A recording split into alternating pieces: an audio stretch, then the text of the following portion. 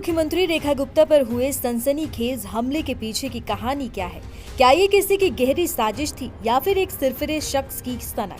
Delhi police की पूछताछ में आरोपी राजेश खिमजी ने जो दलीलें दी हैं, वो किसी फिल्मी कहानी से कम नहीं है। आरोपी का कहना है कि उसे इस हमले का आदेश खुद भगवान शिव ने दिया था, वो भी एक कुत्ते के रूप में। दिल्ली पुलिस के सूत्र भी आरोपी राजेश की कहानी सुनकर हैरान हैं। पूछताछ में राजेश ने बताया कि वो भगवान शिव का भक्त है। उसने दावा किया कि एक दिन उसे शिवलिंग में भगवान शिव के भैरव स्वरूप के दर्शन हुए, जो एक कुत्ते के रूप में थे, और इसी कुत्ते ने उसे दिल्ली जाकर अपनी बात रखने का दैवीय आदेश दिया। लेकिन कहानी यही खत्म नहीं होती।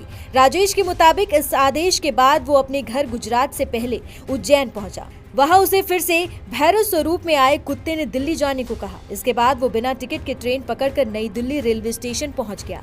दिल्ली पहुंचकर उसने किसी से मुख्यमंत्री का पता पूछा और मेट्रो से निकल पड़ा। गलत स्टेशन पर उतरने के बाद वो रिक्शा लेकर किसी तरह सीएम आवास तक पहुंचा। तो सवाल ये है कि आखिर वो कौन सी बात थी जिसे बताने के लिए उसे भगवान ने भेजा था?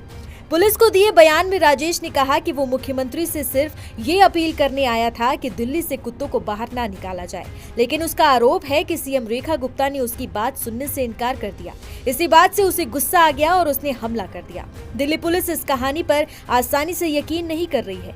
जांच में एक और अहम बात सामने आई है। इसी साल मई में राजेश अयोध्या गया था, जहां किसी मुद्दे पर धरना देने के कारण उसकी पिटाई भी हुई थी। ये घटना उसके इराटिक बिहेवियर का एक पैटर्न दिखाती है। तो अब पुलिस के सामने दो बड़े सवाल हैं। पहला, क्या राजेश मानसिक रूप से अस्थिर है और अपनी कल्पना की दुनिया में जी रहा है? और दूसरा, या फिर वो कोई गहरी साजिश छिपाने के लिए ये मनगढ़ंत कहानियां सुना रहा है? दिल्ली पुलिस अब इस मामले की तह तक जाने के लिए मानसिक स्वास्थ्य विशेषज्ञों की मदद लेने पर भी विचार कर रही है, क्योंकि इस हमले के पीछे की असली वजह सनक है या साजिश, इसका खुलासा होना अभी बाकी है।